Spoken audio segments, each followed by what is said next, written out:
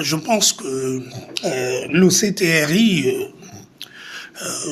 a été d'un apport considérable dans la restauration vraiment de la dignité de la personne humaine au Gabon.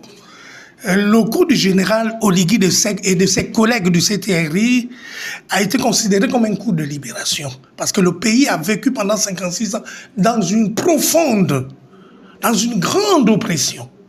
L'oppression politique, l'oppression économique, l'oppression sociale, avec la discrimination qui était au sommet de l'État, qui était véhiculée au sommet de l'État, les inégalités, la question de la redistribution de la richesse nationale. Donc c'était un régime oppressif, c'était un régime arbitraire.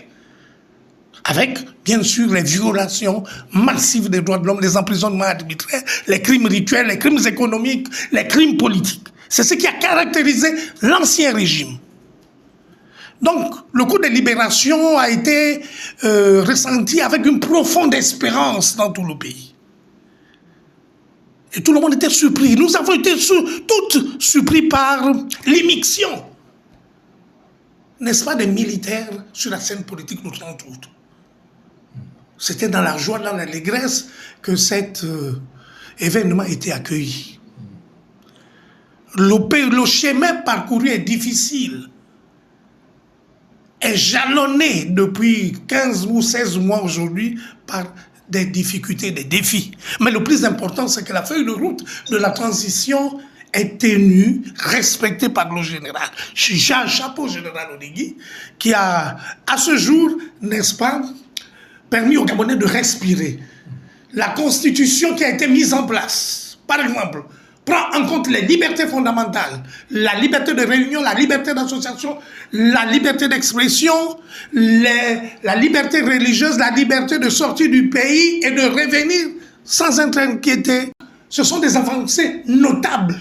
La liberté également, en ce qui concerne toujours les droits fondamentaux, je parlerai ici du fait que la société civile devient un acteur constitutionnel. Cette constitution qui est l'épicentre vraiment des succès du CTRI met en perspective aussi les droits économiques, les droits des personnes vulnérables, les droits des personnes handicapées, les droits des peuples autochtones, le droit à la santé, le droit à la vie. Voilà ce qu'il y a de fondamental, sans oublier les droits économiques. Aujourd'hui, la Constitution, dans son titre préliminaire, reconnaît, n'est-ce pas, la primauté du peuple gabonais sur ses matières premières. Le coup de libération avait d'abord pour premier objectif la perspective politique, donc la réforme des institutions. Mais les aspects sociaux, les aspects économiques sont aussi importants, sont aussi considérables. Ce que le général Oligui a fait en 16 mois est supérieur à ce que le régime Bongo, avec des gens comme Billy Zé, n'ont pas pu réaliser en 14 mois de présidence autoritaire. En 12 mois, les réalisations sont palpables, concrètes et vérifiables. Le Gabon est en chantier.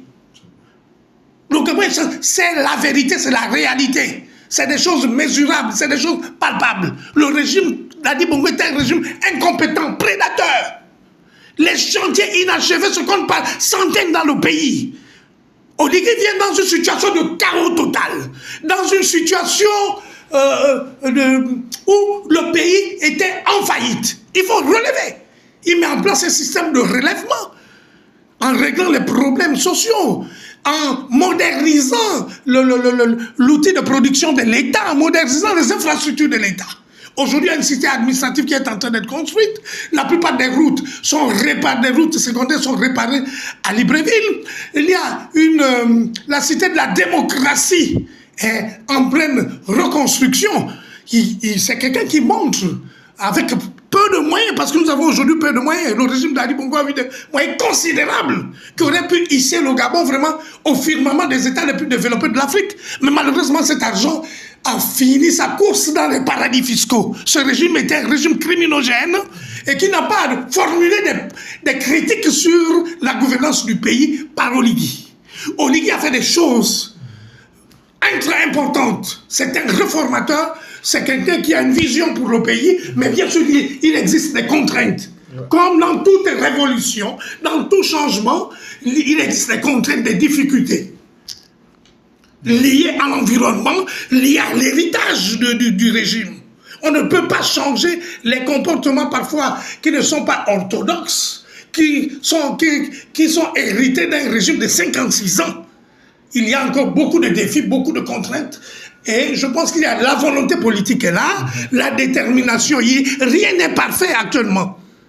Mais la volonté de changer, la volonté de donner de l'espoir aux Gabonais, c'est ce qu'il y a de plus important. Et moi, j'estime que le général Oligui est une personnalité politique. C'est la personnalité politique de l'année. C'est le leader majeur du pays actuellement. Et ces pseudo-opposants sont disqualifiés parce qu'ils ont été avec le régime d'Adi Bongo. Ils ont été les persécuteurs du peuple gabonais.